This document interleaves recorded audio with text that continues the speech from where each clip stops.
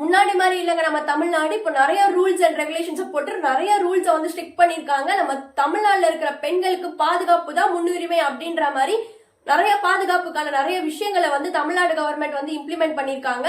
முன்னாடி வந்து பெண்களுக்கான பாதுகாப்புல எப்பவுமே நம்மளோட சென்னை தான் டாப்ல இருந்தது. இப்போ சென்னை வந்து 2வது இடத்துக்கு வந்திருக்கு. இப்போ வந்துட்டு யார் முன்னாடி இருக்கா அப்படின்னு சொல்லி பார்த்தோம்னா பெங்களூர் முன்னாடி இருக்காங்க. நெக்ஸ்ட் வந்துட்டு சென்னை, நெக்ஸ்ட் வந்து யார் இருக்கா அப்படின்னு சொல்லி பார்த்தோம்னா நம்மளுடைய மும்பை இருக்காங்க.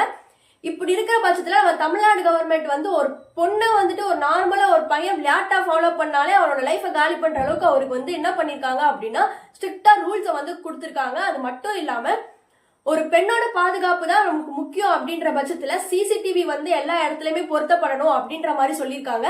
இப்போ ஒரு இடத்துல வந்து பெண்களுக்கு எதிராக ஒரு குற்றம் நடக்குது அப்படின்னா அந்த இடத்துல வந்துட்டு கண்டிப்பா அங்க இருக்கிறவங்க வந்துட்டு 24 மணி நேரத்துக்குள்ள வந்துட்டு என்ன பண்ணணும் அப்படின்னா வந்துட்டு போலீஸ்க்கு புகார் கொடுக்கணும் அப்படின்ற மாதிரி சொல்லியிருக்காங்க.